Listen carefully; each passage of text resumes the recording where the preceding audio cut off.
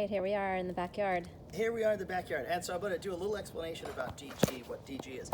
Think back when you were in high school and they were going to have you run a mile for time for PE.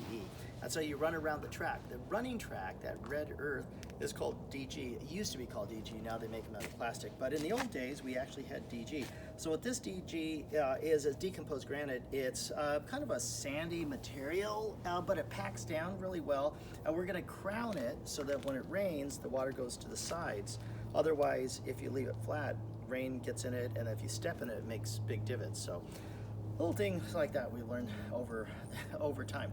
Over here, we've actually got so when you tend to your trees, you'll have a path to go. Now over here, we're going to plant all kinds of fava beans, and fava beans are nitrogen fixers, so they pull nitrogen out of the soil, which is fertilizer, pushes it out of the air, pushes it into the soil, and so you naturally fertilize your plants. So you get, next spring you'll be able to get fava beans. You can eat them green, or you can wait till they go to seed and then cook fava bean soup. Awesome. You can compost the green stuff, and they just look beautiful. They're the most beautiful flowers. This is an apple tree. I could never make up my mind. Do I want an Anna apple? Do I want a Fuji? Do I want a Beverly Hills apple? Ein Schreiner, a Dorset. So the reason I'm bringing out all those names because these are tagged. This has like 5 apple trees in one tree. Wow, and it's not genetically modified. No, it's nature modified. They actually cut the stems off of bona fide trees, organic trees, and they graft them into one rootstock, similar to what they do with roses. Same thing with trees. So it's nature modified. And they grow nicely, and they all taste amazing. They grow really nice, and they give you the flavor of all the regular ones I just mentioned. Cool. This is a dwarf Asian pear. So this is only going to grow to about 8 feet tall, so it's a mini.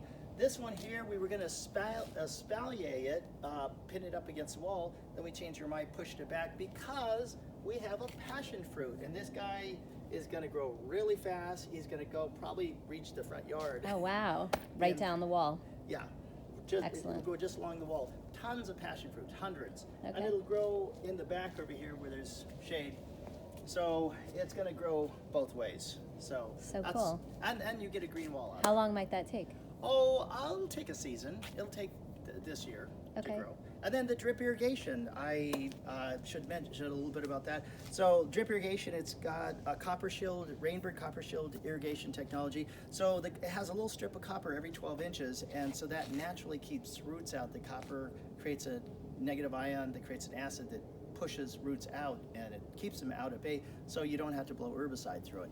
Most drip irrigation, the manufacturers say, you need to blow herbicide through there, and I'm not okay with that. So that's why I didn't use drip irrigation for years, for decades, and then Rainbird came out with this, and we're like their biggest buyer in Southern California. You can, over here, we've actually planted, this is gonna be your everyday vegetable garden for squash, tomatoes, lettuce, and so we actually did what's called polycropping, where we planted, like, this is lettuce over here, eventually collard greens, the brassicas, like broccoli or Romanesco broccoli. We're gonna have that. More fruit trees over here. Back here we have some California natives, and got you an avocado tree. Yay. Hass avocado. We've got some citrus. This is a cocktail grapefruit. Here's a Meyer lemon, because we wanted something small here. And then you have the big guy up here, so we didn't want to overcrowd it. More DG, there's going to be more fava beans here, but I think that a big part of the yard is going to be medicinal herbs. And so we have those seeds coming soon.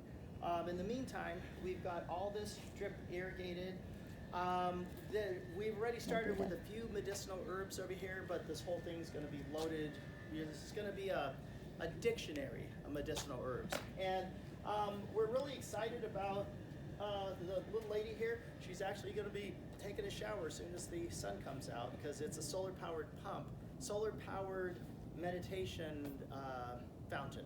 And so when the sun shines, she's going to she's gonna have a real show. So it's a cloudy day right now, so obviously it's like the coldest day of the year, so that's why she's not on. But she will be soon.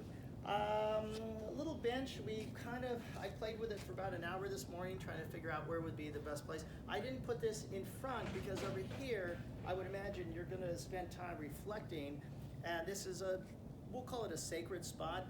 We have some Carapia ground cover we're gonna put here, and then it's just gonna like fill in and fill this area with a low growing ground cover. So you could sit down, you could kind of hang out and meditate or yoga or whatever you want to do.